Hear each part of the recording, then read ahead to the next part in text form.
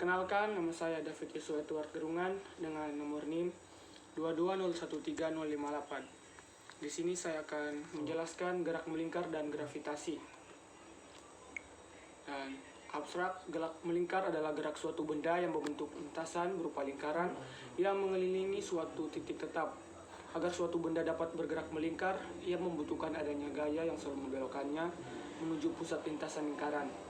Gaya ini dinamakan gaya sentripetal atau hukum gravitasi Newton, menyatakan bahwa gaya gravitasi merupakan antara dua benda merupakan gaya tarik-menarik yang besarnya berbanding lurus dengan perkalian massa masing-masing benda dan berbanding terbalik dengan kuadrat jarak antara keduanya.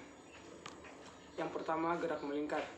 Gerak melingkar beraturan adalah gerak yang lintasannya berbentuk lingkaran dengan laju konstan dan arah kecepatan tegak lurus terhadap arah kecepatan.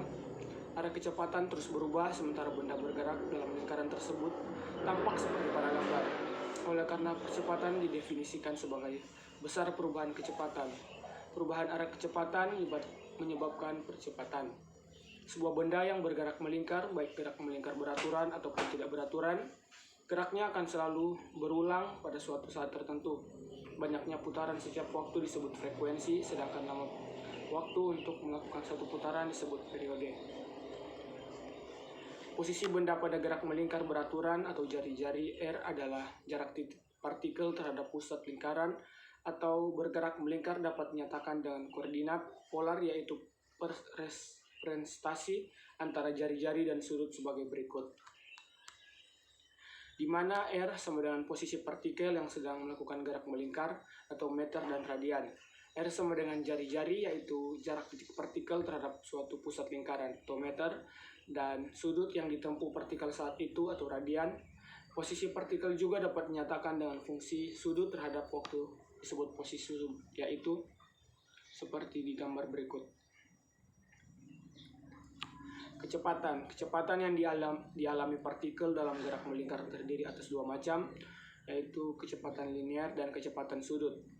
Kecepatan linear memiliki hubungan R sama dengan F, RF sama dengan W, R yang sama dengan W, di mana kecepatan sudut RA per S, kecepatan linear meter per second, dan jari-jari lingkaran sama dengan M. Kecepatan sudut rata-rata diperoleh dari selisih posisi sudut dibagi selisih waktunya. Yang kedua, gravitasi. Gravitasi Newton dalam bidang fisika berarti gaya tarik-menarik untuk saling mendekat satu sama lain. Dalam bidang fisika, tiap benda dengan massa selalu mempunyai gaya tarik-menarik dengan benda lain. Misalnya, partikel suatu benda dan partikel lain selalu akan saling tarik-menarik. Contohnya yang dikemukakan oleh Sir Isaac Newton dalam bidang mekanika klasik, bahwa benda apapun di atas atmosfer akan ditarik oleh bumi, yang kemudian banyak dikenal sebagai fenomena benda jatuh. Gaya tarik menarik gravitasi ini dinyatakan oleh Isaac Newton melalui tulisannya di jurnal Biology Naturalis Principia pada tanggal 15 Juni 1687 dalam bentuk rumus sebagai berikut, di mana F adalah besarnya gaya gravitasi antara dua massa tersebut, G adalah konstanta gravitasi, M1 adalah massa dari benda pertama, M2 adalah massa dari benda kedua, dan R adalah jarak antara dua massa tersebut. Teori ini kemudian dikembangkan lebih jauh lagi bahwa setiap benda angkasa akan saling tarik-menarik, dan ini bisa dijelaskan mengapa bumi harus berputar mengelilingi matahari, mengimbangi gaya tarik-menarik gravitasi bumi dan matahari. Dengan menggunakan fenomena tarik-menarik gravitasi ini juga, meteor juga yang mendekat ke bumi dalam perjalanannya di ruang angkasa akan tertarik jatuh ke bumi. Sekian dari saya, terima kasih.